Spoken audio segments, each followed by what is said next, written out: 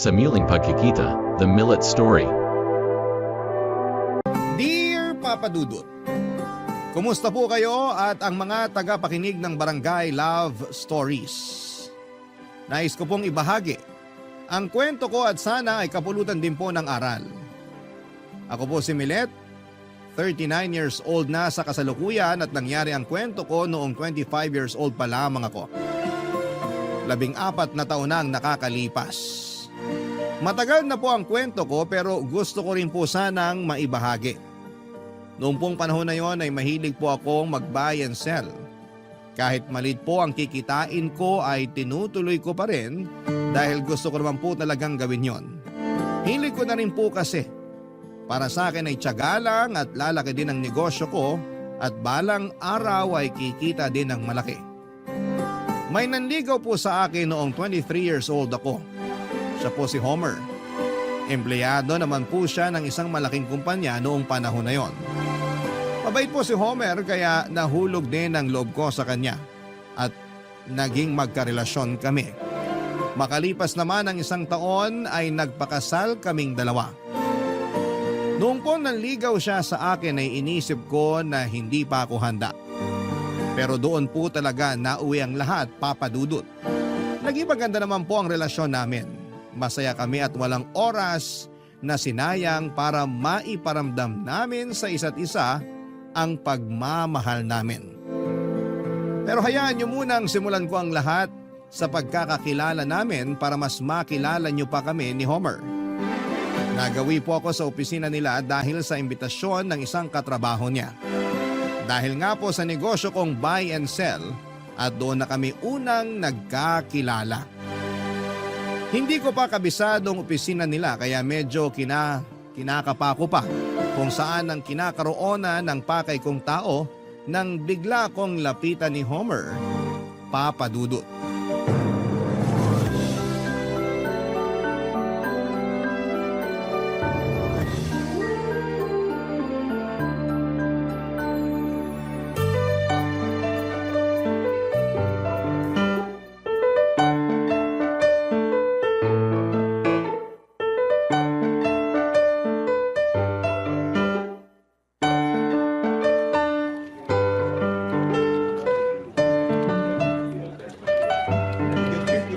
Hello, Ha?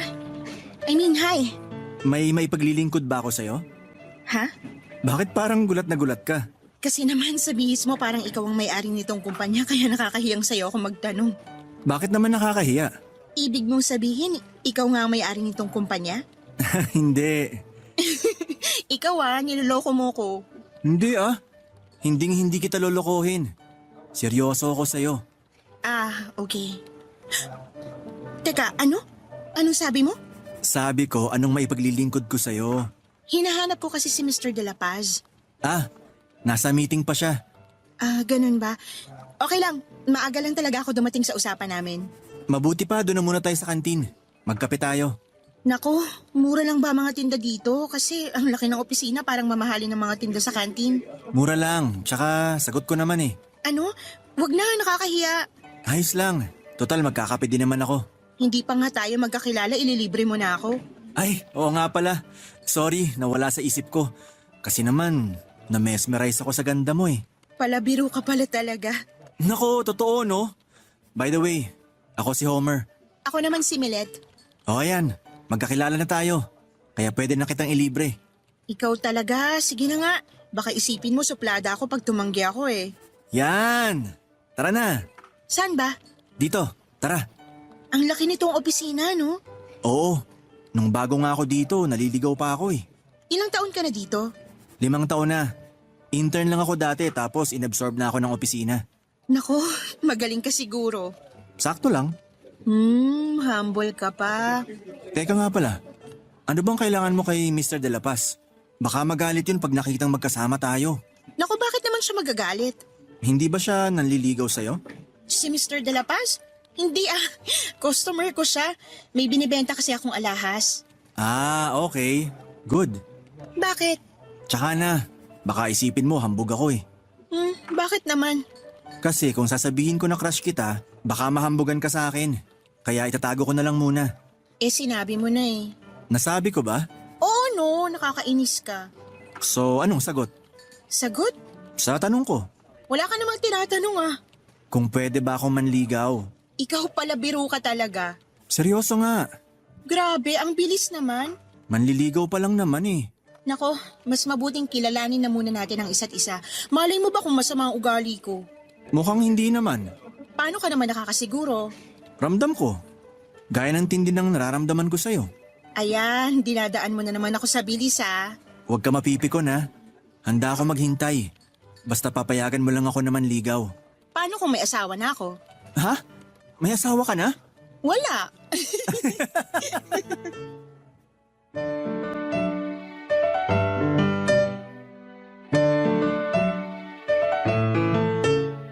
Papadudot, nakipagkwentuhan lamang ako kay Homer noong araw na yon kasi nakakahiya naman na hindi ko siya pansinin o iwasan ko siya dahil wala naman siyang ginagawa sa akin. Makulit si Homer pero hindi yung kulit na nakakaasar. Palabiro siya kaya ako naman na mababaw ang tawa ay walang tinalampas sa mga jokes niya. May paraan si Homer kung papaano niya makukuha ang sagot sa mga tanong niya. Ewan nga kung magaling ba talaga siya o mahina lamang ako, kaya kada tanong niya ay sinasagot ko na kaagad. Hindi doon natapos sa mga usapan namin ni Homer, Papadudot, dahil tinanong niya kaagad kung pwede daw ba siyang dumalaw sa amin. Ako naman kahit nagdadalawang isip ay napa-oo. Sa kanya tinanong kung saan ako nakatira. Late ko na naisip na naisahan niya ako kasi dapat tinanong niya muna kung saan ako nakatira bago siya nagtanong kung pwede ba siyang dumalaw. Pero hinayaan ko na lamang kasi masigasig talaga si Homer. Habang tumatagal ay mas nararamdaman ko naman na totoo siyang tao. Hindi siya manloloko dahil lahat ng sinabi niya ay tinupad niya, Papadudot. Masaya ako sa tuwing kasama ko siya. Ilang buwan din ang lumipas at walang nagbago kay Homer. Hanggang isang araw, nangyayain niya akong lumabas, Papadudot.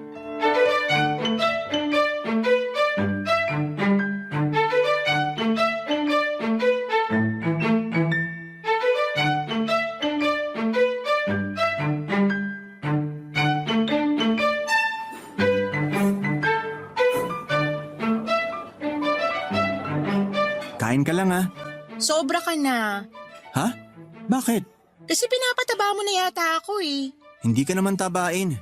Kasi sa tagal na nating lumalabas, hindi ka naman nagbabago. Talaga ba? Oo, parang ako. Hindi magbabago. Ayan ka na naman sa mga pagka-cheesy mo ha. Totoo naman ang sinasabi ko eh. Oo na nga. Hindi ka ba naniniwala sa akin? Uy, wag kang ganyan. Mabuti na yung sigurado. Kasi baka iniisip mo pala, niloloko lang kita. Grabe ka, hindi naman. Ibig sabihin naniniwala ka sa akin? Ha? Oo. Ano? Oo. Hindi kita madinig. Nakakainis ka, oo nga. Uy, napipikon.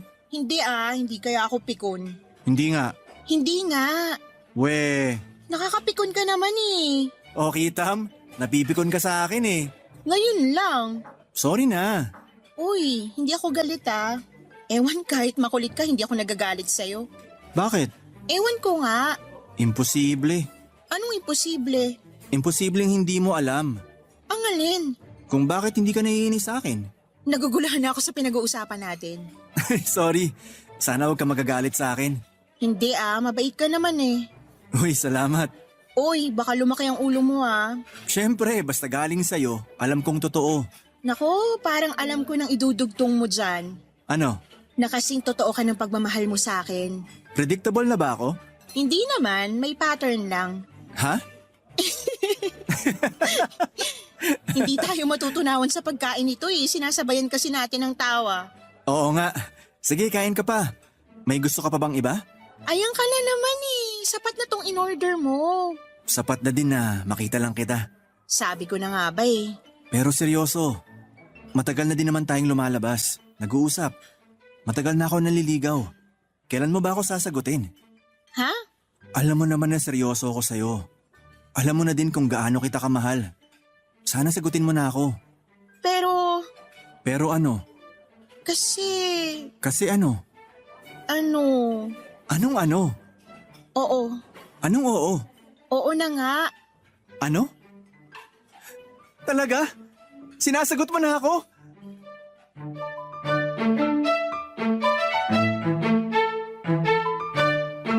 Papadudot, nahiya ako bigla kasi napasigaw si Homer nang sagutin ko siya. Pero sa totoo lang, sa loob-loob ko ay pareho lang kami ng nararamdaman. Masayang masaya din ako nang sagutin ko siya. Mahal ko na talaga si Homer at wala akong duda doon. Matapos ang araw na yon, kung dati ay magkasabay lamang kaming maglakad. Nang mga sumunod na pagkikita namin, ay hinahawakan na niya ang kamay ko habang naglalakad. Hindi na ako naiilang kasi sinagot ko na naman siya, Papa Dudut. Pero matapos ko siyang sagutin ay umakyat na ang level ng mga tanong ni Homer. Sa totoo lang ay hindi na nga tanong kundi pagyayaya na. Gusto na ni Homer na magpakasal kami. Gusto na niya na magsama na kami, Papa Dudut. Sa pagkakataon na yon, kahit na sobrang mahal na mahal ko na siya, ay sinabihan ko siya na pag-isipan ng mabuti ang bagay na yon at huwag kaming magpadalos-dalos. Medyo nalungkot siya pero hindi naman siya nagalit. Masaya pa din kami noong buong araw na yon. Nakapamasyal, nakakain at nakapagkwentuhan. Pero hindi ko akalain noong gabi na yon ay may iba palang iniisip si Homer. Hindi ko napansin pero ipinasok pala niya ang kotse niya sa loob ng isang motel. Nasa loob na kami ng motel nang mapansin ko, una ay nagulat ako. Natakot at saka nakaramdam ng galit. Papadudot na sampal ko si Homer at saka ako dali-daling lumabas ng kotse niya at naglakad papalabas sa lugar na yon. Papadudot. Barangay Love Stories. Barangay Love Stories. Hindi ko akalain na ipapasok niya ako sa lugar na yon nang hindi man lamang ako tinatanong. Papadudot, kahit mahal na mahal ko siya ay nakakagalit na parang wala siyang respeto sa akin. Hindi porke sinagot ko siya ay kasama na yon sa pag-oo ko sa kanya, Papadudot. Siguro sobrang nagulat din siya sa sampal ko kasi noong lumabas ako ay ang tagal niya bago humabol sa akin. Siguro napahiya din siya sa ginawa niya. Papadudot, nagmakaawa si Homer noon at humingi ng tawad. Hindi ako kumikibo at wala naman akong ginagawa o sinasabi pero siguro sobrang guilty niya ay napaiyak siya habang humihingi ng tawad. Ramdam ko ang pagiging sincero niya sa paghingi ng tawad kaya dahil na rin siguro sa pagmamahal ko sa kanya ay pinatawad ko siya, Papadudot. Bumalik kami sa kotse at umalis sa lugar na yon. Hindi pa din tumigil si Homer sa paghingi ng tawad at nagmamakaawa na huwag akong magalit sa kanya. Para matapos na ay sinabi ko ang laman ng dibdib ko.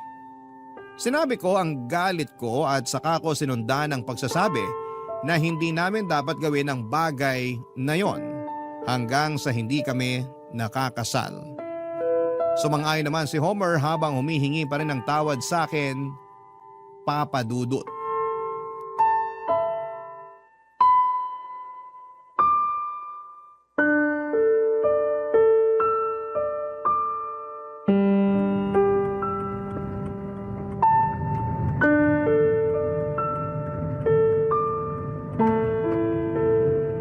Sorry, Milet.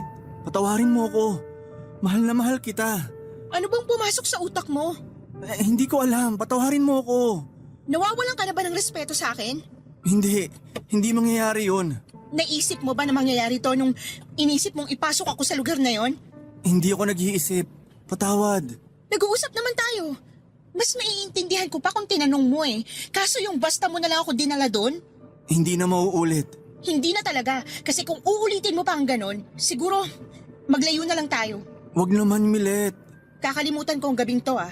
Buburahin ko siya sa isip ko. Salamat, Milet. Pero kung maulit ito, kung may magawa ka pang tulad nito, magkalimutan na tayo. Pinapangako ko. Hindi na mauulit kahit kailan. Sinabihan na kita na hindi natin pwedeng gawin ang mga bagay na yun hanggang hindi tayo kasal. Oo. Ano bang mga plano mo? Sabihin mo na para alam ko kung saan ako lulugar. Hindi na kita pipilitin sa mga ayaw mo. Hihintayin ko na lang kung anong desisyon mo. Nakakausap mo naman ako kaya sabihin mo na lang ang mga nasa isip mo para mapag-usapan natin. Mas maganda yung nag-uusap kaysa naghuhulaan. Oo, Oh, bakit ang tipid mo magsalita? nahihiya ako sa ginawa ko. Madali lang kalimutan ng pagkakamali basta wag nang uulitin. Hindi na talaga. Kung ganyan ka magsalita, mas maaalala ko pa yung pangit na nangyari. Anong gagawin ko? Nakahingi ka na ng tawad. Nangako ka nang hindi na uulitin yon kaya ibalik mo na yung dating ikaw para mawala na yung tensyon na nangyari. Hindi ko alam kung paano bumawi. Ako na nga nagsasabi, kalimutan mo na at wag nang ulitin kaya bumalik na tayo sa dati. Oo, Anong oo? salamat. Hindi yan ang gusto kong marinig. Yung palabirong ikaw ang gusto kong makausap ngayon. Mahal kita, Milet. Yan ang biro mo? Hindi biro yun. Gusto ko lang sabihin. Alam ko naman na mahal mo ko kaya bumalik ka na sa dati. Sige, pero pwede ba maya-maya na lang? Sige, naiintindihan kita. Salamat, Milet. Salamat sa lahat. Salamat din. Ha? Saan? Salamat at hindi mo pinilit ang gusto mo. Salamat at naintindihan mo ko. Oo. Nawala lang ako sa sarili ko. May gagawin ka ba bukas? Wala. Punta tayo ng simbahan. Anong ibig mong sabihin? Anong ibig kong sabihin? Anong gagawin natin sa simbahan? Magsuswimming. Ha? Natural magsisimba kasi linggo bukas. Akala ko. Ano naman yung akala mo? Wala. Sabihin mo na kasi baka yan na ang dahilan ng ikakagalit ko. Kasi Ano? akala ko magpapakasal na tayo eh. Ano?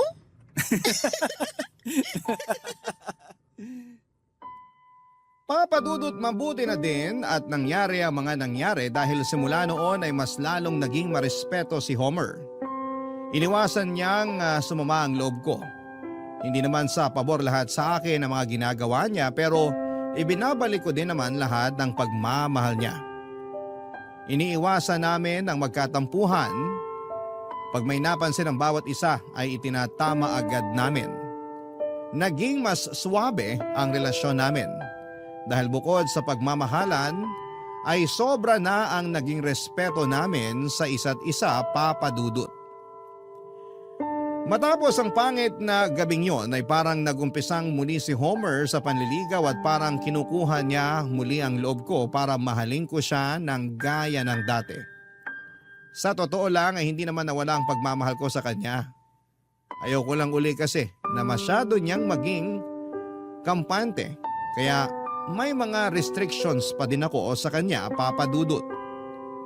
Minsan nga ay masyado ng OA ang pagiging marespeto ni Homer kaya sinasabihan ko siya na maging totoo lang kami sa isa't isa. Kaya masasabi ko na mas lalong tumibay ang pagmamahal namin sa isa't isa.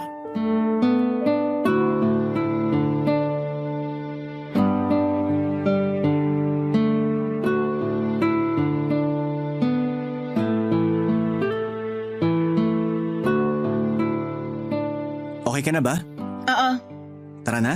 tara.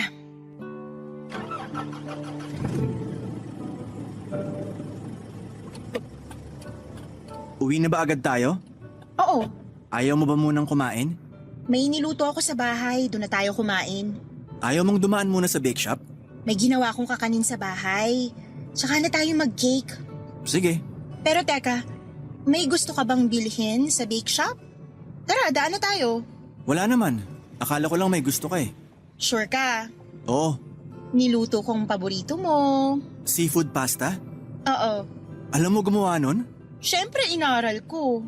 Para sa akin? Hindi, para sa kapitbahay. Ha? Siyempre, para sa'yo. Inaral ko lahat ng paborito mo. Pero, hindi ko naman sabay-sabay lulutuin. Wow! Nakaka-excite naman yan. Unang beses ko palang gumawa nun. Sana tama ang lasa. Kahit ano pang lasa nun, basta luto mo. Ay, wag ganun. Pag hindi masarap, sabihin mo para ma-improve ko ang sarili ko. Yes, ma'am. Gusto ko, alam ko lutuin ang lahat ng paborito mo para pag gusto mong kumain, hindi na natin kailangan pa lumabas. Kung sa bagay, maganda yan. Sa tinagal-tagal ba naman nating lumalabas, alam ko na lahat ng paborito mong pagkain. Kailangan ko din palang aralin ng mga paborito mo. Hoy, hindi ganun yun ah. Walang gantihan dito, hindi porke alam kong gawin at iluto ang mga paborito mo, dapat ganun ka na din. Hindi ba dapat ganun sa pagmamahalan? Dapat walang lihiman. Ayan, lumalalim ka na naman. Ikaw talaga. Kaya mahal na mahal kita eh. Mahal din kita. Alam ko. Oy, yung mga mata mo sa kalsada. Sorry. Ikaw kasi. Bakit ako? Ang ganda mo kasi, kaya napapatingin ako sa'yo. Tumigil ka nga, ayan ka na naman. Teka nga, hindi pala kita inuobliga na aralin ng mga paborito kong pagkain ha? Mabuti na yung alam ko lahat para sa pagdating ng panahon. Ano naman yung panahon na yan? Pagkasal na tayo. Oo nga no, Siyempre, gusto kong mapagsilbihan naman kita. huwag mo akong pagsilbihan. Ako dapat ang nagsisilbi sa'yo. Siyempre, mas magiging madalas ako dapat sa bahay para paglutuan ka. Well, masaya yon. Konting panahon na lang naman ang hihintayin natin. Konting panahon? Oo, konting panahon na lang, baka kasal na tayo. Oo nga no. Teka, ano bang sinasabi mo? Tama bang pagkakaintindi ko? Bakit? Ano bang pagkakaintindi mo? Na magpapakasal na tayo? Handa ka na ba? Handa na! Handang-handa! O, edi magpakasal na tayo. Talaga? Oo nga. Woohoo! Uy, nagmamaneho ka. Ay, sorry! Papadudot matagal na rin naman ang relasyon namin kaya ako na din mismo ang nagsabi kay Homer na magpakasal na kami. Total sa nararamdaman namin na pagmamahal sa isa't isa ay doon din naman papunta yon, Papadudot. Isa pa ay nasa tamang edad na rin kami pareho at maayos naman ang kabuhayan namin. May trabaho siya at may negosyo ako. Kaya handa na kami. Nangyari na nga ang kasalan, hindi ganoon kagarbo pero siniguro namin na masaya at memorable. Nandun lahat ng mga mahal namin sa buhay, mga kamag-anak at kaibigan. Lahat sila ay masaya para sa amin at kami naman ni Homer ay walang paglagyan. Ang saya sa nangyayaring yon. Saan pa ba naman mauuwi ang lahat pagkatapos ng kasal kundi sa naudlot na kagustuhan ni Homer noon. Diretso kami sa honeymoon pagkatapos ng reception. Kasal na kami kaya yun na ang katuparan ng pangako ko kay Homer. Naganap na nga po ang lahat ng gabing yon. Papadudot. Barangay Love Stories. Barangay Love Stories. Papadudot gaya ng sinabi ko ay walang paglagyan ng saya naming dalawa ni Homer. Gaya ng sinabi ko ay palagi ko siyang ipinagluluto ng mga paborito niyang kainin. Marami din akong iba pang mga inaral para naman hindi magsawa si Homer dahil hindi pa ulit-ulit ang luto ko. Kung nung unang niyaya ako ni Homer sa motel noon ay muntik na kaming magkasira. Sa mga sumunod na pagkakataon ng pagyayaya niya ay napagbibigyan ko na siya, Papadudot. Napag-usapan naman din namin na kapag pagod kami ay hindi namin pipilitin ang isa't isa. Laging kinukwento ni Homer na sana ang unang anak namin ay lalaki. Pero kung babae man daw ay ayos naman din sa kanya. Pero hiling niya na lalaki muna sana. Lagi niya din sinasabi na kahit hanggang 3 o 4 na anak daw ang magkaroon kami. Pero ako pa rin daw ang magdedesisyon. Lumipas nga ang mahigit 6 na buwan na nagsisiping kami ay parang hindi pa rin ako nabubuntis. Nagtataka ako pero mas nagtataka si Homer. Tinanong pa niya kung umiinom ako ng contraceptive. Sinabi ko naman ay hindi, Papadudot.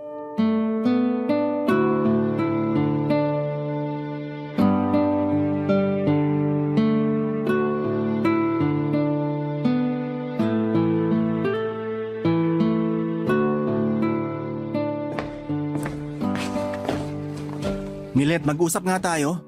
Tungkol saan? Tinatanong mo pa. Sandali, Homer. Galit ka ba? Hindi ko alam, sabihin mo sa akin. Hindi kita maintindihan. Anong hindi mo maintindihan? Teka nga, ang gulo ng usapan na to. Tungkol saan ba to? Tungkol sa'yo. Ano? Ano bang ginagawa mo? Ano ba, Homer? Huwag mo nga akong lituhin. Ano bang sinasabi mo? Sige, wala akong sasabihin. Ikaw, may sasabihin ka ba? Sasabihin ano? Please naman, Milet. Umamin ka na. Ano ba nga aminin ko? Sabi mo dati walang lihiman. Wala nga akong nililihim sa'yo. Akala ko mahal mo ako. Mahal kita. Sinusumpa ko yan. Bakit mo pinipigilan ang gusto ko? Wala akong pinipigilan. Kung maaari nga lang lahat ng sabihin mo, oo na lang ako. Kaso minsan kailangang humindi eh. Ayun, Ano? Anong ayon? kaya pala ayaw mo kong pagbigyan. Homer naman, seryoso ka ba o kinukulit mo na naman ako? Mukha ba ako nagbibiro? Diretsuhin mo na ako. Bakit hindi ka pa nagbubuntis? Ha? Anong ha? Bakit? Hindi ko din alam, Homer. Anong hindi mo alam? Hindi. Niloloko mo ba ako? Hindi. Pwede ba yun? Pwede bang hindi mo alam katawan mo yan? Hindi ko nga alam. Umiinom ka nga ng pangontra. Hindi nga. Anong iniinom mo? Pampalaglag? Homer, ano ba yung sinasabi mo?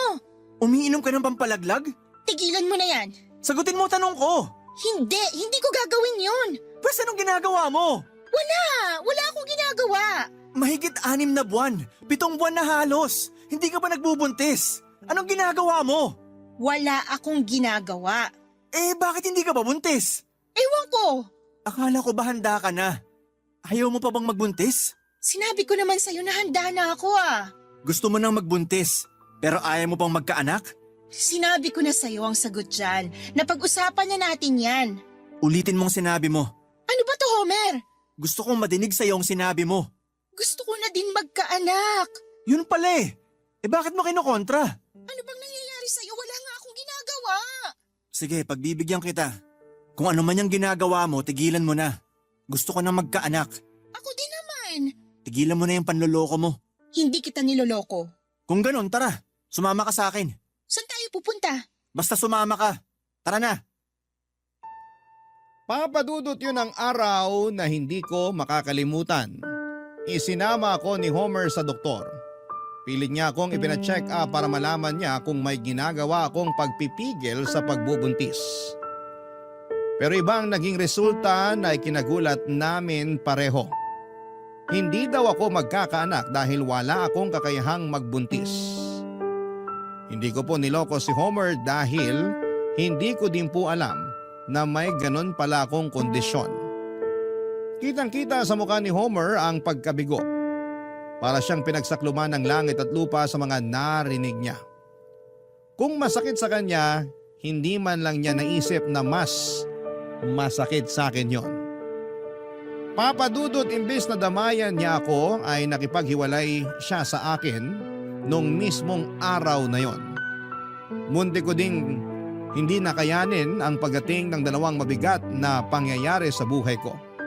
Ang malaman kong hindi ako magkakaanak at ang iwanan pa ako ng kaisa-isang lalaki na minahal ko ng sobra. Lumayo si Homer at hindi ko alam kung saan siya nagpunta. Hindi na niya ako pinakinggan.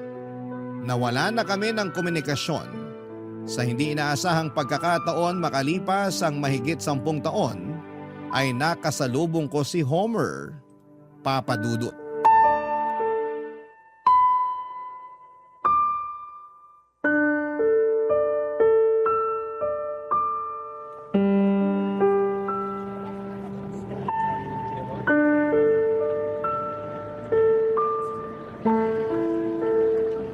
Milet? Homer, ikaw ba yan? Ako nga. Ang laki ng pinagbago mo ah. Nagpatubo ako ng balbas eh. Bagay sa'yo. Salamat.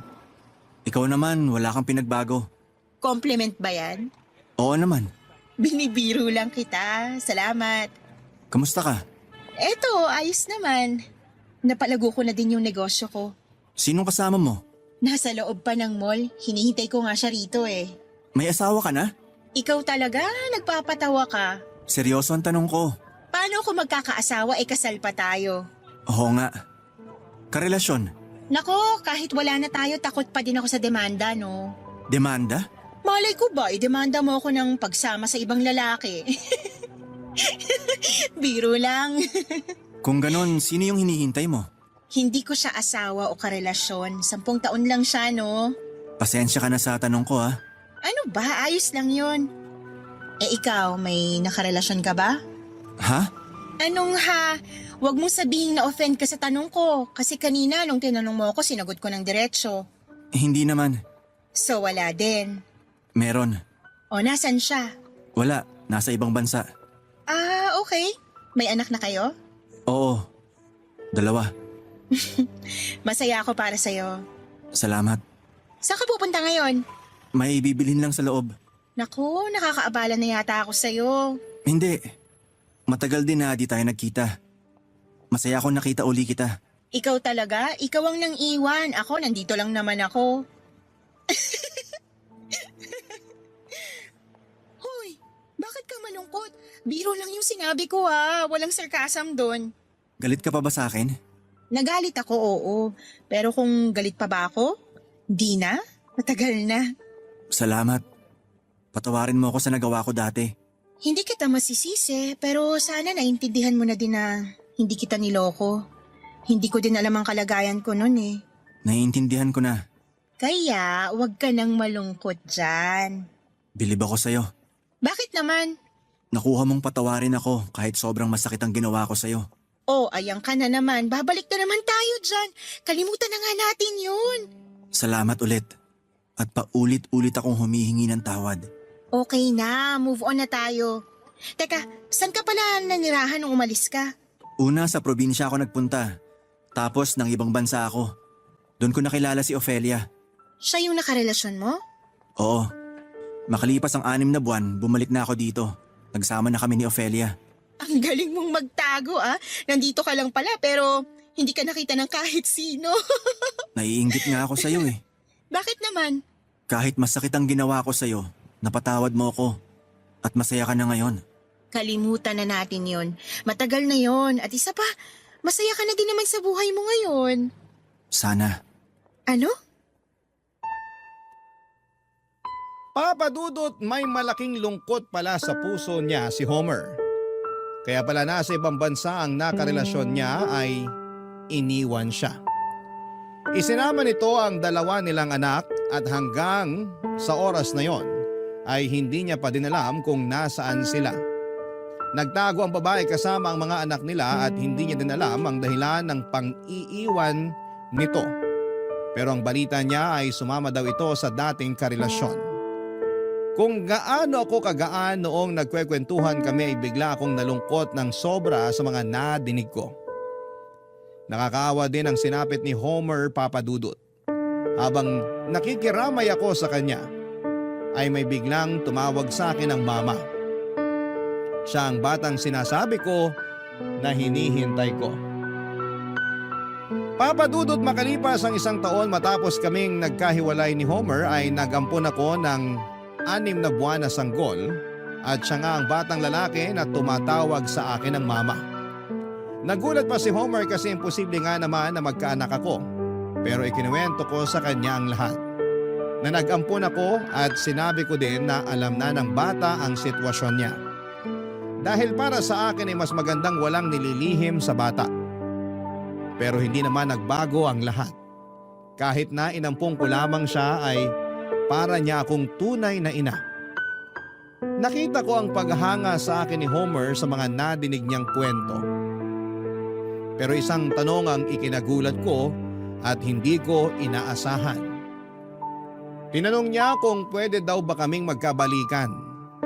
Hindi ko alam ang sasabihin noong una pero mas maganda talaga ang maging diretsyo at totoo. Hindi ko na po tinanggap ang pakikipagbalikan ni Homer. Kasi masaya na po ako sa buhay ko kasama ang anak ko. Sinabi ko na lang po na lagi ko siyang isasama sa dasal ko na maging masaya na rin siya at makita na rin niyang muli ang mga anak niya. Maraming salamat po sa pagbasa ng kwento ko, Papa Dudut. Sana po ay may napulot na aral ang inyong mga tagapakinig. Salamat sa Barangay LS 97.1 sa pagbibigay daan sa aking nakaraan na maitampok sa nangungunang Barangay Love Stories, ang inyong forever nakapuso at kabarangay, Milet. Dear Papa Dudut, ako nga pala si Cassandra, 35 years old, single at available. Nakilala ko sa munti naming barangay bilang prinsesa ng Kasava. Ang pamilya ko kasi ang pinakasikat na gumagawa at nagbebenta ng kasava sa barangay namin. Kaya nga, nilipat na rin sa kasaba ang pangalan ko para madaling nilapit na sa kasaba ang pangalan ko para madaling matandaan ng mga tao. Basta si Cassandra may kasaba. Nanggaling pa sa lola ng lola ko ang talento namin sa pagluluto ng cassava cake. Dahil na rin sa pagluluto ng cassava cake ay nakilala nila ang mga pares nila sa buhay. Kaya malaking bagay ang cassava sa buhay namin ng aming pamilya. Pakiramdam namin ay karugtong ng buhay namin ang paggawa nito. Bata pa lamang ako, Papa Dudut, ay nakikita ko na kung paano haluan ng pagmamahal ng lola at mama ko ang mga niluluto nilang cassava cake. Tansyado nila ang bawat sangkap na inilalagay at hinahalo nila. Ang lagi nilang iniisip ay sana'y magustuhan ng mga suki nila ang cassava nila. Hindi naman sila nabigo, Papa Dudut. Lahat ng pumunta at pumila para makatikim ng cassava nila ay umuuwing masaya at kontento. Kaya sa paglaki ko ay wala akong ibang ginusto kundi ang makasunod sa yapak ng angkan ko. Gusto ko ring mapabilang sa mga sumikat dahil sa kasaba.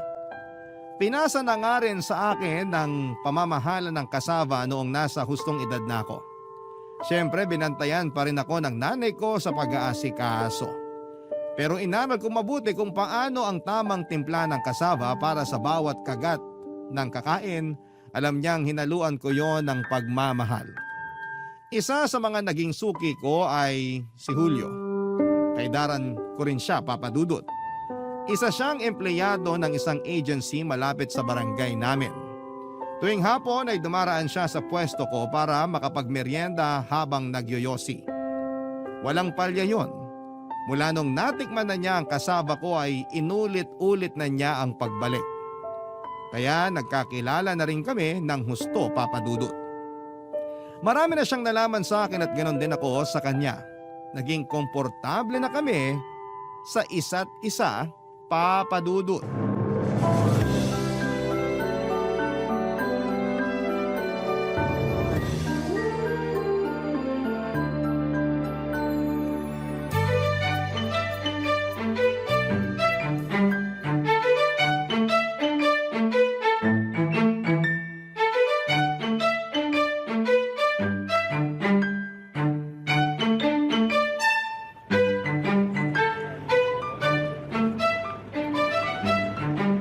Wala na ata talagang tatalo sa kasava mo, Cassandra.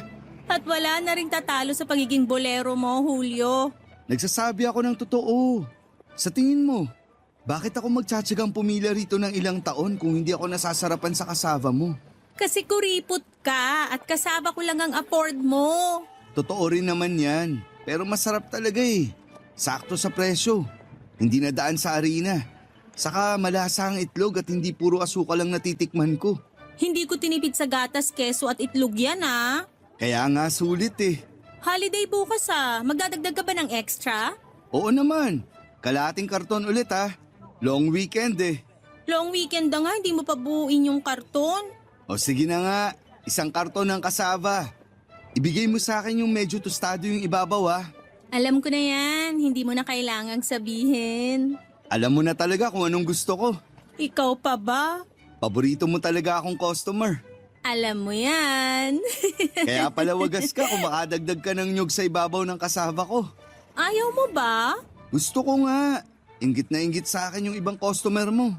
Di mo ako tinitipid sa nyog. Hindi ko titipirin ang paborito kong customer. Akala ko ako lang ang mambobola rito. Ikaw din pala. Natuto lang sa'yo. Marami ka pang matututunan sa akin. Ano bang matututunan ko pa sa'yo? Tuturuan kita kung paano tamang magsaing ng bigas. Pwede ba yan para sa mga single at available na tulad ko? Ha? Bakit? Pang-ina relationship lang ba ang pagsasaing ng bigas? Hindi naman. Kaya lang, kasi paano ba magsaing ng tama? Lagyan mo lagi ng isang kutsarang suka para hindi mapanis agad ang sinaing mo. Acidic ako eh. Wala na bang ibang paraan para hindi agad mapanis yung sinaing? Wala na akong alam eh. Yan lang kasi yung naituro sa akin ng ex ko. Wow, naalala mo pa pala yung ex mo. Naaalala ko lang lahat ng tinuro nila sa akin. Ako rin, naalala ko pa lahat ng tinuro sa akin ng ex ko. Ano bang tinuro niya sa'yo? Baka makatulong sa akin. Tinuruan niya ako maging better. Pass, okay na pala ako. Alis na ako, Cassandra. May aayusin pa ako sa mesa ko sa office bago ako umuwi. Sige, ingat ka. See you sa Martes. Mamimiss kita.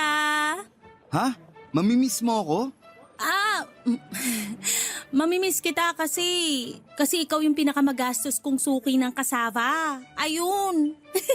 Akala ko naman kung ano na. O sige see you sa Tuesday.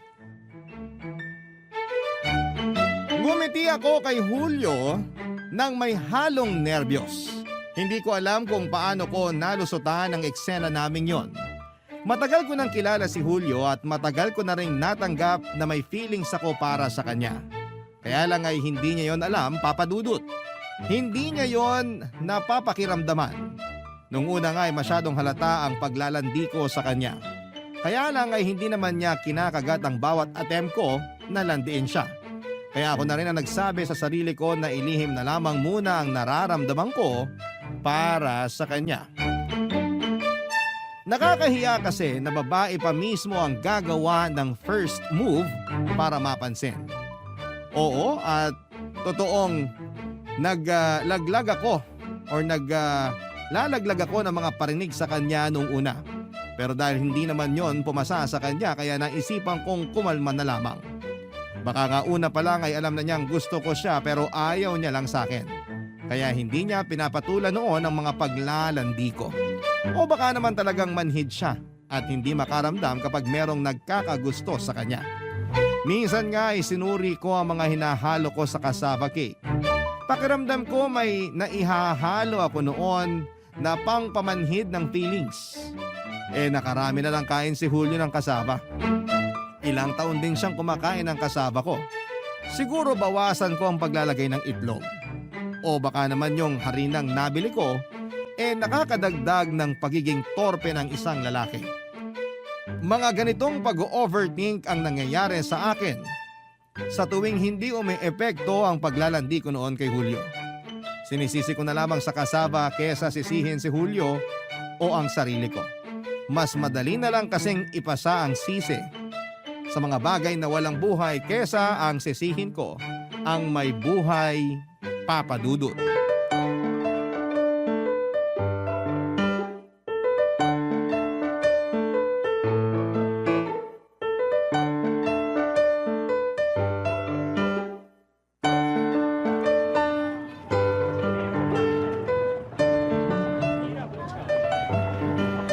Hello Cassandra, pabili ng cassava.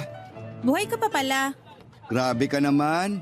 3 araw lang akong hindi napadaan dito sa pwesto mo. Ano bang nangyari sa'yo? Nagkasakit lang. Nagkasakit ka? Ba't di mo man lang ako minessage sa Facebook? Ha? Bakit naman aabalahin pa kita?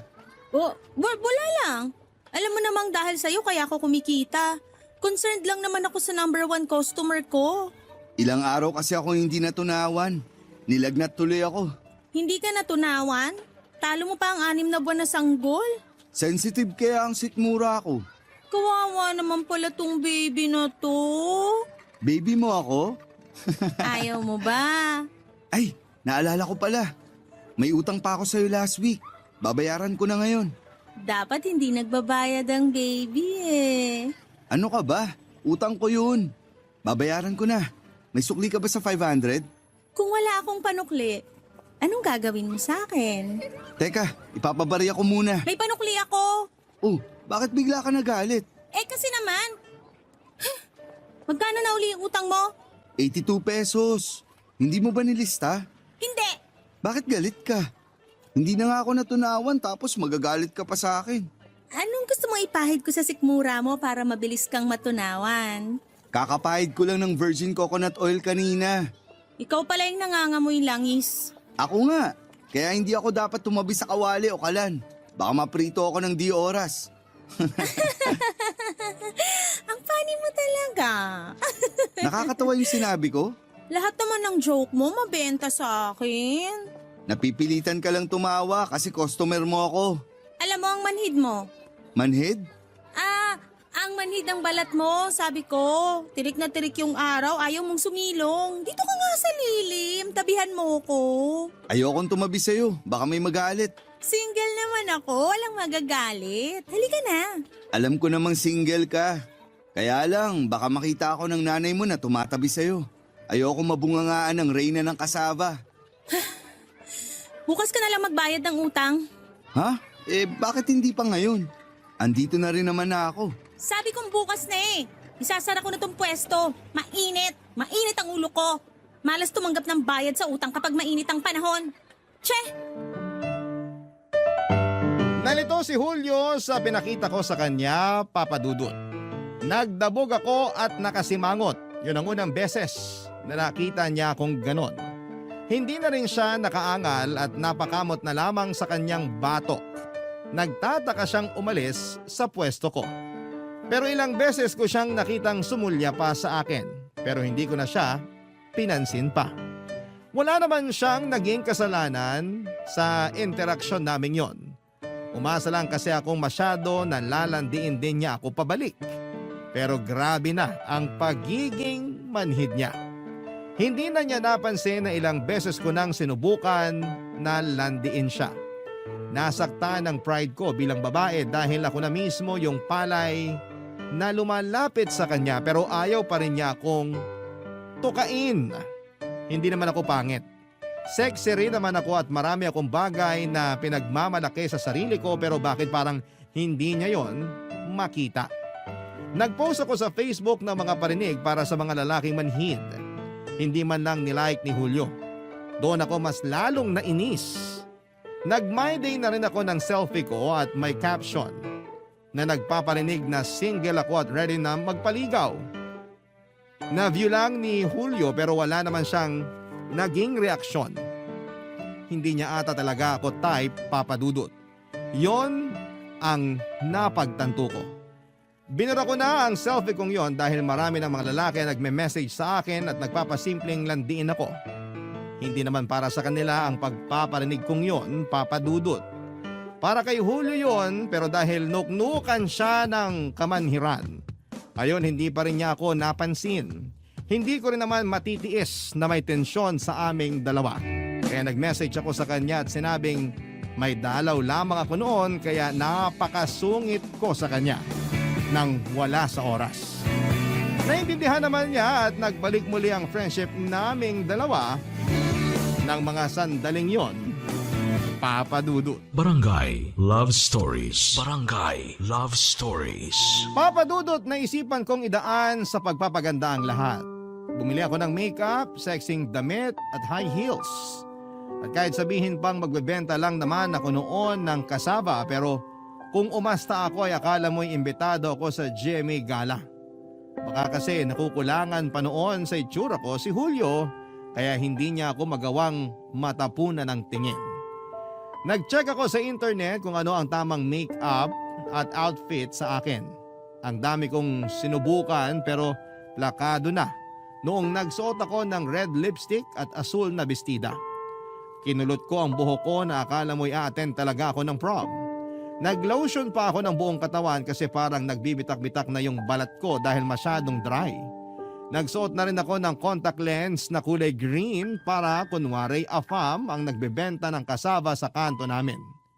Siyempre, tinimplahan ko na rin ng light makeup ang mukha ko. Tinapos ko ang lahat sa ilang spray ng mamahaling pabango na regalo sa akin 4 years ago. Bihira kong gamitin ang pabango na yon dahil masyadong mahal. Ginagamit ko lang kapag may espesyal na okasyon. Siyempre, bukod sa sarili ko, sinarapan ko pa lalo ang kasaba ko. Kahit malugi na ako noon sa araw na yon ay wala akong pakialam. Dinagdagan ko ng pangpalasa ang kasaba ko. Bigay todo ako sa gatas, niyog at itlog. Habang niluluto ko ngayon ay wala akong ibang nasa isipan ko kundi ang makita ang ngiti ni Julio habang kinakain ng niluto kong kasaba. Pinangako ko sa aking sarili na hindi matatapos ang araw na yon nang hindi napapansin ni Julio ang pagbabago sa itsura at sa kasaba ko. Binaon ko na rin ang pabango ko para kung kumupas man ang amoy ko ay meron agad akong magagamit. At nung sumapit na nga ang oras ng pagdating ni Julio ay pinakita ko sa kanya ang ngiti ko. Oo nga pala, bagong linis din ako ng ngipin noon, Papa Dudut.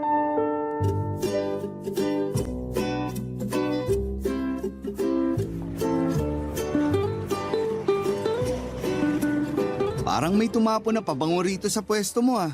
Ah, pabango? Kaninang umaga lang ako nagpabango. Ewan ko ba kung bakit umabot pa yung amoy hanggang hapon. Epekto siguro ng pawis ko. Healthy kasi ang pawis ko eh. Sana all healthy ang pawis. Gusto mo ipagsupot kita ng pawis ko? Hindi na, marami pa ako sa t-shirt ko. Tipirin mo na yan. Bahala ka. Maraming gustong sumimot ng pawis ko. Sisimutin ko na lang ang kasava mo. Talaga? Gusto mong simutin ang kasaba ko? Amoy na amoy ang kasava mo hanggang sa kabilang kanto eh. Natakam tuloy ako. Alam mo bang mas sinarapan ko pa ang timpla ng kasaba ko ngayon? May araw ba na hindi? Iba kasi ngayon. Times 25 ang pagiging special ng kasaba ko. Inubos ko yung itlog namin sa batch ng niluto ko ngayon, ha? Baka naman nasobrahan mo sa itlog. Baka maglasang leche flan. Hindi yan. O baka maglasang omelette na yan ha. Mapapadoble na ang almusal ko niyan. Ginajudge mo naman kasi agad eh. Di mo pa nga natitikman. Sorry na. Alam mo namang loyal ako sa original na timpla mo ng kasaba. Ganyan ang jowang hinahanap ko. Loyal sa kasaba ko. Wala namang dagdag na bayad yan ha. Ang lala mo mag-overthink. Naniniguro lang. Kasi sakto lang tong dala kong pera para sa kasava mo. Kung kulangin man, huwag ka mag-alala kasi libre ko na. Nakakahiya namang magpalibre sa'yo eh. Mukhang marami kang pinagkakagastusan ngayon. Ha? Anong pinagkagastusan? Nagpakulot ka, tapos halatang bago yung bestida mo. Ano bang bago? Bata pa lang ata ako nung binili ko to. Ngayon ko lang sinuot kasi ngayon lang nagkasya. Ah, ganun ba? Mukhang hindi luma ah. Tanggalin mo na lang siguro yung tag sa laylayan. Baka matisod ka. Hayaan mo yan. Pangpaswerte raw yung price tag na yan. Bagay din sa'yo yung makeup mo. Lumabas ang pagiging tisay mo. Akala ko hindi mo na mapapansin. Salamat. Oo nga pala. Napansin mo ba yung bagong nagbebenta ng kasava rin sa kabilang kanto? May nagbebenta ng kasaba sa kabilang kanto? May gusto ng kumalaban sa akin? Akala ko alam mo na. Doon kasi minsan bumibili yung mga katrabaho kong lalaki. Bakit ayaw nila dito sa akin? Alam mo naman yung ibang lalaki, kapag nakakita ng bata at magandang babae. So bata at maganda yung nagbebenta ng kasaba sa kabilang kanto? Gano'n ka bata at gano'n ka ganda? Sexy? Ano waistline? Nung bumili ako ron. Bumili ka ron? Huwag kang magalit.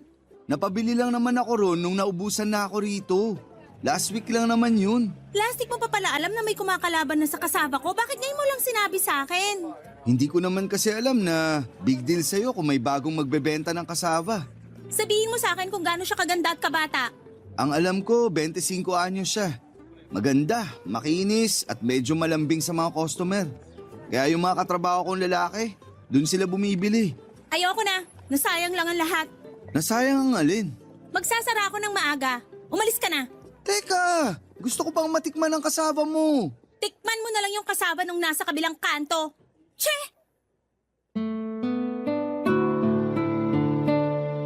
Hindi naman naunawaan ni Julio ang mga nangyari. Nabigla siya sa mga inasta ko. Pinagbasdan na lamang niya akong nagliligpit ng mga kasava ko. Pati yung ibang gustong bumili ay napatras na lamang nang nakita akong nakasimangot habang sinasarado ang mga kahon ng kasava. Hindi naman ako inimig pa ni Julio. Alam niyang may nasabi siyang hindi ko nagustuhan pero hindi niya alam kung ano yon. Mabilis kong naiayos at naisarado ang pwesto ko. Saka ako kumuha ng gunting para tanggalin ang price tag sa bestida ko. Nang hinayang ako sa pagsisinungaling ko kay Julio sa bestida na yon. Tapos ay hindi na naman pala kami makakapaglandian tulad ng gusto ko. Nang hinayang din ako sa inispray ko na pabango. Sana'y ginamit ko na lamang yon sa Pasko Marami akong pinanghinayanganan na ginawa ko ng araw na yon. Diretso na akong pumasok sa loob ng bahay namin para idala lahat ng kasava na bitbit ko.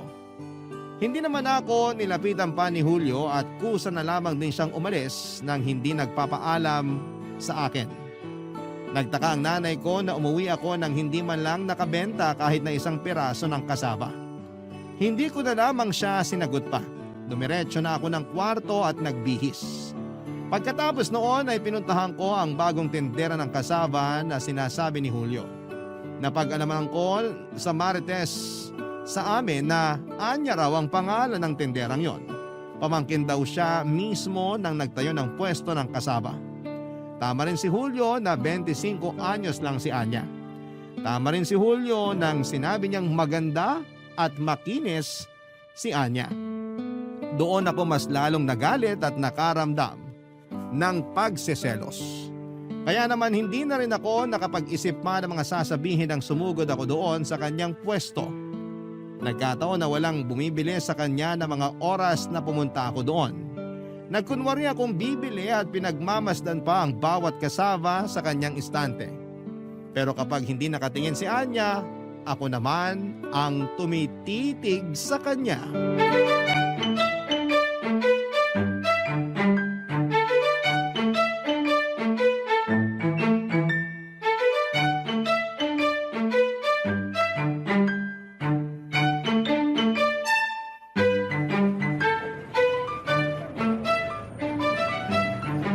Miss, okay ka lang? Ha? Pansin ko kasi kanina ka pa nakatitig sa mukha ko eh. Wala. Nagko-compute lang ako kung sakto lang yung dala kong pera para makabili ng kasava mo. Mukha ba akong calculator? Mukha kang mang-aagaw. Ano yun? Ang sabi ko, siguro maraming nag-aagawan dito sa paninda mong kasava. Naku, puro lalaki lang naman na nag-aagawan dito. Siguro kaya sila bumibili kasi maganda yung nagbebenta. Parang ganun na nga. Natikman mo na ba ang kasava ko? Balak pa lang sana. Masarap ba? Hindi kasi ako kumakain ng kasava. Inaalagaan ko kasi ang waistline ko. Alam mo na, ang hirap i-maintain ng 24 inches na bewang. Grabehan sa 24 inches? Parang leeg lang ng tito ko yan Kaya kung bibili ka rito ng kasava, huwag mong sobrahan ng kain ha, para sumeksi ka naman. So, hindi ka nasisexihan sa akin. Sexy ka naman siguro. Natatakpan lang ng oversized t-shirt mo. Bili ka na ate. Wag mo akong inaate. Hindi naman nagkakalayo ang edad natin. Talaga? 25 pa lang ako eh. Ikaw ba? Pabili ng 2 slice ng kasava. Itong nasa kaliwang karton ang gusto ko. Itong tostado. Naku, ni-reserve ko na to para dun sa gwapong customer ko last week. Pero mukhang hindi naman na siya dadaan ngayon. Kaya sige na nga, sa'yo ko na lang ibenta kaysa mapanis lang ulit. Sinong customer mo yung mahilig sa tostadong kasava? Minsan lang bumili sa akin yon, last week pa. Tostado rin yung gusto niya. Anong pangalan? Julio. Nakakainis nga eh, kasi hindi na siya umulit na bumili dito. Lagi ko pa naman siyang nire-reserbahan ng tostado. Pero hindi ako susuko. Minsan sabi ng Diyos, matuto rin tayong sumuko. Sa ngayon, isusuko ko muna sa iyo tong tostadong kasava kasi mukhang malabo na naman siyang dumaan dito. Pero bukas, kapag dumaan dito ang mga katrabaho niya, magpapaabot ako sa kanila ng kasava para kay Julio. Ayos bang plano ko, te? Alam mo, mukhang hindi masarap yung kasava mo. Hindi mo pa nga natitikman. Marunong akong kumilatis ng kasava. Kapag hindi dinadapuan ng langaw, hindi masarap. Hindi masarap o sadyang malinis lang ang benta kong kasava? Hindi yan masarap, girl. Alam ko, malakas ang kutob ko. Kaya kung ako sa'yo, wag mo nang ipilit ang kasava mo kay Julio dahil ibang kasava ang gusto niya. At sino ka naman para magsabi ko anong kasava ang pipiliin ni Julio? Kasava ko lang naman ang binabalik-balikan ni Julio sa kabilang kanto. Alam mo ba yon? Pumunta ka rito dahil nai-insecure ka na may kumukumpetensya na sa kasava mo. Hindi ako nai-insecure. Gusto ko lang sabihin sa'yo na mas masarap ang kasava ko. Kaya kung ako sa'yo, sunugin mo na lahat ng benta mo. Pag sinunog ko to at naging tostado, ako pa mismo magdadala kay Julio. Tingnan lang natin kung hindi siya maglaway sa tostadong kasava ko. Baka maglaway siya dahil mukhang magkakarabi siya sa bentang kasava mo. Che! Di check ka rin? So ano ate, hindi mo nabibilin tong tostadong kasava ko? binili ko pa rin ang tostadong kasava ni Anya. Binalot niya yon at saka inabot sa akin. Inabot ko na rin ang bayad ko pero bago ako umalis ay umismid ako sa kanya para ipakitang hindi ako natutuwa sa kanya. Inirapan din niya ako at nagpatuloy na sa pagbebenta ng kasava niya. Habang naglalakad ay masama ang loob ko. Hindi dahil rumirehistro pa rin ang mukha ni Anya sa akin. Totoong maganda siya at sexy. Naiinggit na naman ako dahil hindi ko nagawang alagaan ang sarili ko dahil mas inuna kong alagaan ng nanay ko at ang pwesto namin ng kasama. Maganda rin naman ako at hindi naman ganong kapangit ang hubog ng katawan ko. Hindi lang kasi ako nakapag-focus sa itsura ko masyado. Hindi ko nakita ang halaga noon hanggang sa malaman ko kay Julio na maganda si Anya. Doon ako biglang nalungkot sa itsura ko. Habang naglalakad ay tinikman ko nga ang kasava ni Anya. Napaismid ako. Hindi naman pala masarap ang kasava niya. Dinaan lang sa tamis ng asukal. Halatang tinipid sa itlog at gatas. Makunat din. Mukha lang masarap tingnan pero hindi naman. Sinasabi ko ito hindi lang dahil nai-insecure ako kay Anya, kundi bilang totoong gumagawa ng masarap na kasaba. Pinakain ko sa asong gala pero kahit yung asong yon ay hindi rin nagustuhan ng kasaba ni Anya. Doon ako natuwa. Kahit maganda at sexy si Anya ay wala pa rin siya sa kalingkingan ko sa sarap ng kasaba. Umuwi na ako kaagad ng bahay at saka inayos ang mga kasaba ko at muli ko yung ibinenta sa pwesto namin. Ilang oras lang at naubos yon kaagad. Wala akong ibang natanggap kundi puro papuri dahil napakasarap daw ng kasaba ko. Doon ako mas lalong natuwa. Pero may konting kurot ng lungkot dahil hindi man lang natikman ni Julio ang pinakamasarap na kasaba na nagawa ko, Papa Dudut. Barangay Love Stories. Barangay Love Stories. Matagal na hindi nagawi si Julio sa pwesto ko para bumili ng kasaba. Doon ako mas lalong nalungkot, Papa Dudut. Alam ko namang kasalanan ko ang pag-iwas niya. Naguluhan at natakot din siya sa inasta ko. Kaya lang ay hindi ko naman magawang ipaliwanag sa kanya na nagsiselos lamang ako noon. Hindi ko nga rin alam kung tama pa rin ba na gumawa ako ng paraan para magpapansin sa kanya o hayaan ko na lamang ang tadhana ang gumawa ng paraan para pagsamahin kaming dalawa. Kaya lang ilang taon na akong interesado sa kanya pero mukhang walang balak ang tadhana na ilapit sa akin si Julio sa paraang gusto ko. Yon ang naging madalas na ino-overthink ko. Kaya mas lalong bumagsak ang pag-asa ko na magkakaroon pa ako ng tsansa kay Julio. Hindi ko na kinaya ang lungkot. Sinukuhan ko na lamang yon tungkol sa aming dalawa. Dahil nga sa matinding kalungkutan, naapektuhan na rin ang kasava ko. Hindi ko na nahaluan ang saya at pagmamahal ang niluluto kong kasava. Hindi ko na rin maayos na natatansya ang mga sangkap. Napansin yun ng nanay ko at pinagsabihan na kailang ulit ako sa pagluluto ng kasava dahil parang hindi ko na makuha yung perfect at nakasanayang lasa. Mas lalo tuloy akong naging malungkot dahil hindi ko na magawang palasahin pa tulad ng dati ang kasava ko. Tinanggap ko na lang siguro na nangalawang na ang passion ko pagdating sa pagluluto ng kasava. Kung hindi man yun magustuhan ng mga suki ko ay ayos lang din kung hindi na sila bumili pa. Baka tapos na ang purpose ko sa buhay ko na magluto at magbenta ng kasava, Papa Dudut.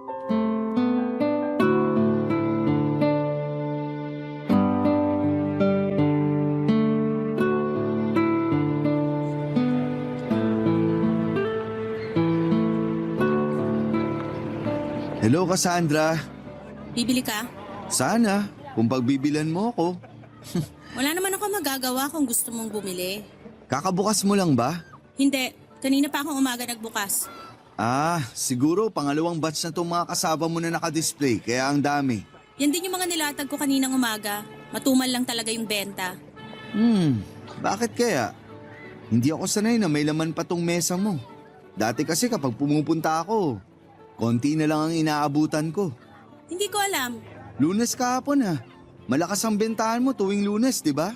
Malay ko nga. Huwag ka na ngang magtanong. Mas lalo lang akong naiinis eh. Ay, sorry. Gusto ko lang namang makipagkwentuhan sa'yo. Busy ako. Bumili ka na lang. O sige, kalahating karton ng kasava. Yung pinakaluma na lang ang ibigay mo sa akin. Bakit luma pa yung gusto mo? Para mawala na rito sa pwesto mo at puro bago na lang yung matira. Ayos lang naman sa akin kung luma na. Pareho pa rin naman ang lasa. Pareho pa rin masarap. Huwag ka masyado mag-expect sa lasa. Yan naman ang hindi ko magagawa. Alam mo namang mataas ang expectations ko sa kasava mo. Kahit kailan, di naman ako nabigo. O sige, para maranasan mo rin kung paano mabigo. Ha? Oh, itong slice ng pinakabagong luto ng kasaba. Tikman mo para maranasan mo kung paano mabigo. Ay nako, Cassandra. Hindi ako mabibigo ng kasava mo. Teka, at titikman ko na. Cassandra, Ano? naluto mo ata masyado yung harina. Bakit? Ang tigas kasi. Baka nga. Saka parang ang pakla. Nakalimutan mo atang lagyan ng asukal. Mahal na ang asukal ngayon. Naglagay ka ba ng gatas? Ata, Baka nakalimutan mo lagyan ng gatas.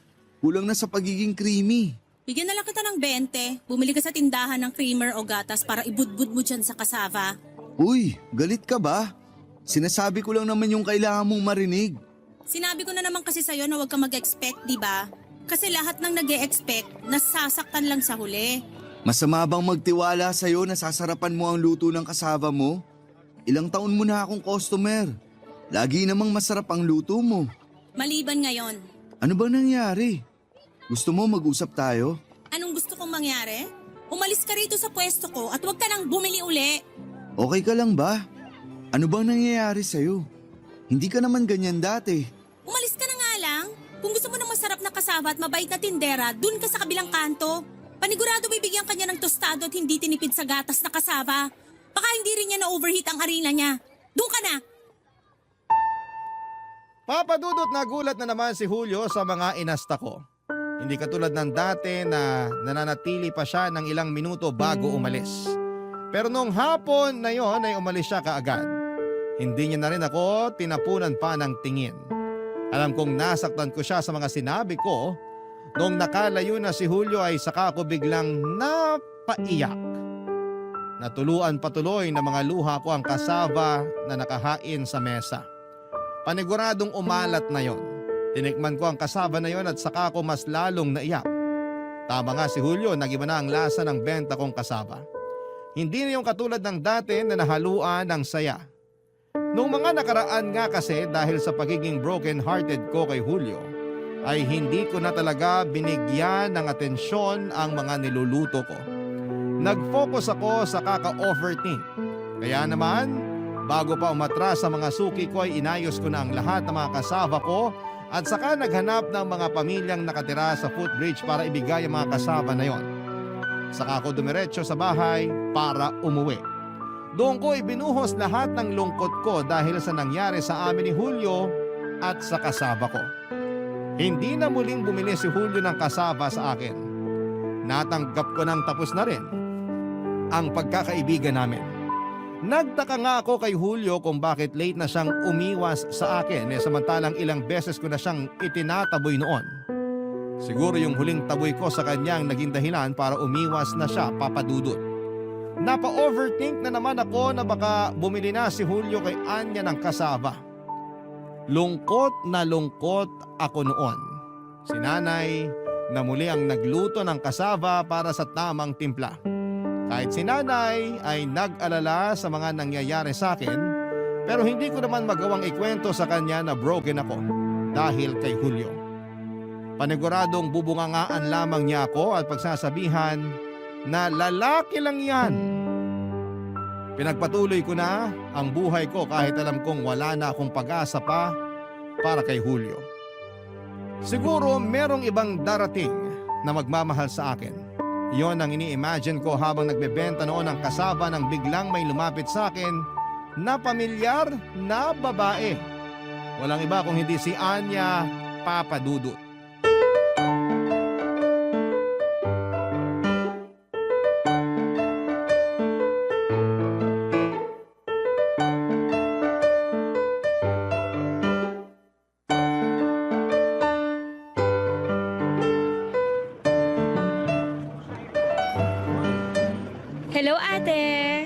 Cassandra ang itawag mo sa akin, wag ate. Hindi kita kapatid. Okay. Cassandra, pabili naman ako ng kasava mo. Nagtitrip ka ba? Wag ngayon, baka hindi kita matansya. Bibili ako kasi i-resell ko sa pwesto ko. Bakit? Kasi tanggap mo nang hindi talaga masarap ang kasava mo? Ilang karton ba bibilin mo? Bibigyan kita ng discount kapag mahigit 10 ang bibilin mo. Hoy, una sa lahat, masarap ang kasava ko. Hindi lang nakagawa yung chewin ko ng kasava kasi inaatake siya ng rayuma. Uy, pero lakihan mo yung discount ha. Bibili ako ng mga 15 na box. Okay. Mukhang matumal ang benta mo ha. Mukhang ako ang first customer mo, no? Pangalawang batch na yan, wag kang asumera. Ay, may langaw yung isang box ng kasava. Ibig lang sabihin yan, masarap ang benta kong kasava. Kasi kahit langaw, tinatangkilik. Ayoko na may langaw. Huwag yung ibigay mo sa akin. Tsaka gusto ko yung tostado. Tostado, gagamitin mo lang yata tong kasava ko para akitin uli si Julio eh. Oy, wala ka nang pakialam kung anong gagawin ko sa kasava na bibiling ko sa'yo, no? Yung nasa ilalim sa gawing kanan mo, yun ang gusto kong kasava. Ito ba? Sakto, bagong luto to. Tama ang pinili mo. Alam mo, irespeto mo naman sana tong kasava. Kung gagamitin mo lang sa paglalande, makonsensya ka naman. Sabi ko nga sa'yo, wala ka nang pakialam kung anong gagawin ko sa bibiling kong kasava sa'yo, no? Kahit ilagay ko pa yan sa kilikili ko magdamag, wala ka na magagawa. Bagong luto ba itong nasa mesa? Ang bango ah. Oo, kasama yan sa mga bagong batch na nilabas ng nanay ko. Malaki kasi ang respeto ko sa kasava dahil pamana pa to sa amin ang ninuno namin. Kaya gusto ko, irespeto mo rin to. Bakit ba feeling mo ibabastusin ko ang kasava mo? Hindi ba? Puro tostado ang kinukuha mo. O ano naman ngayon? Gagamitin mo para landiin si Julio, no? Siya lang naman tumahilig sa tostadong kasava. Yung pagtataray mo ba dahil kay Julio? Hindi, no? Dahil to sa pagmamahal ko kay Julio. I mean, sa kasava. Hay nako, Cassandra. Dinamay pang inosenteng kasava sa pagsiselos. Hindi ako nagsiselos. Wala na akong panali ng karton. Okay lang ba sa'yo na i-plastic ko na lang to? Sige, ayos lang. Diyan lang naman sa kabilang kanto yung pwesto ko eh. Kung si Julio ang kinakasama mo ng loob, huwag ka mag-alala. Give up na ako, girl! Paanong give up? Sumuko na ako sa kanya, no? Ilang tostadong kasava yung nire-reserva ko sa kanya lagi. Pero hindi naman siya gumagawa dun sa pwesto ko. Talaga? Oh, di ngiti-ngiti ka ngayon. Masaya yarn? Hindi ah. Nagtry ako dumaan sa office nila para ibigay sa kanya yung tostadong kasava. Pero deadma siya sa akin. Nalaman ko na pinakain pala niya sa mga katrabaho niya yung inabot ko. Talaga? Ang saya mo, ha? Sabi ko naman sa'yo may kulang sa kasava mo eh. Masarap naman ang kasava ko, no? Iba lang talaga ang kasava na type ni Julio. Kasava ko ba yan? Hay, narinig ko yung mga tuksuhan ng mga katrabaho niya. Masyado raw siyang loyal sa kasava mo. Ako? Kaya kahit tingnan yung kasava ko, ayaw niya. Yung mata at dila niya, sa kasava mo lang talaga. Thank you. Huwag mo sasabihin na galing sa akin to ha, pero alam mo, feeling ko mukhang type ka niya. Yung kasava ko lang ang gusto niya. Girl, ikaw ang type mismo ni Julio, no? Narinig ko sa mga kasamahan niya. Purgam-purga na siya sa kasava, pero bili pa rin siya ng bilis sa'yo. Hoy, huwag mo sasabihin na chinigaw ko sa'yo yun, ha? Sigurado yan ah. Oo nga, ano ka ba? Ewan ko ba sa inyong dalawa? Ako pa tong naging tulay ninyo? Sorry na. Lalakihan ko na lang discount dito sa binili mo. Sure ha? Para bibili ulit ako sa'yo. Kasi alam mo, sa totoo lang, hindi talaga masarap yung gawa ng chewin ko. Hoy, sa atin lang yun ha? Basta atin-atin lang din yung ni-reveal mo tungkol kay Julio ah. O ano na bang plano mo ngayon? Ipapatikim ko sa kanya ang pinakamasarap na kasava sa buong mundo. Papadudot after makabayad ni Anya ay umalis na rin siya para makahabol pa ng benta. Ako naman ay naiwan sa pwesto at hindi na natanggal ang ngiti ko. Alam ko nang may gusto na noon si Julio sa akin at yun na ang simula. Kaya lang ay napatras pa rin ako dahil hindi ko alam kung paano lalapitan si Julio after noong mga nangyari sa amin. Tapos ay mukha pa siyang torpe at hindi sanay na lapitan ng babae. Paano ko kaya siya lalapitan at gagawa ng move para ayain na niya akong mag-date? Pinuntahan ko si Anya sa pwesto niya para makipagkwentuhan at humingi ng advice. Kaya lang andon ang mga katrabaho ni Julio. Kilala rin ako ng mga katrabaho ni Julio kaya ayokong magpakita sa kanila. Baka magsumbong sila kay Julio, baka mas lalong nawalan ako ng tsansa sa kanya. Hinintay ko na makaalis sa mga katrabaho ni Julio at nang nakalayo na sila ay saka ko nilapitan si Anya. Nagulat si Anya sa biglang pagdalaw ko at nagsabi na ako kaagad na kailangan ko ng tulong niya pagdating kay Julio. Nagtanong ako sa kanya kung paano ko mapapaamin si Julio sa kanyang nararamdaman. Pero wala ring nasabi sa akin si Anya. Hindi raw siya sanay na siya ang gumagawa ng first move sa mga lalaki dahil mismo mga lalaki ang unang gumagawa ng paraan para makuha ang atensyon niya. Nainis na naman ako kay Anya dahil pinagmukha niya kung wala sa kalingkingan niya. Pero alam ko namang hindi niya yon sinasadya. Sadyang maganda siya at yun naman ang totoo. Kaya nga ngayon mga kabarangay, lumalapit ako sa inyo at humihingi ng tulong sa kung paano ko nga ba mapapaibig si Julio. Hanggang ngayon kasi ay hindi ko pa rin alam kung paano siya lalapitan.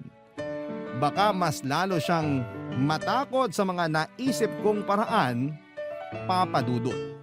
Kaya sa inyo ko nilalapit itong problema ko dahil panigurado akong may naka-experience na nito sa inyo. Naabangan ko ang inyong mga kasagutan kapag na-air na sa Facebook Live ng Barangay LS ang kwento ko. Sana makakuha ako sa inyo ng tulong. Maraming salamat po sa pagbabahagi ng aking kwento sa nangungunang programa, ang Barangay Love Stories. Hanggang dito na lamang. Ang inyong kabarangay forever, Cassandra.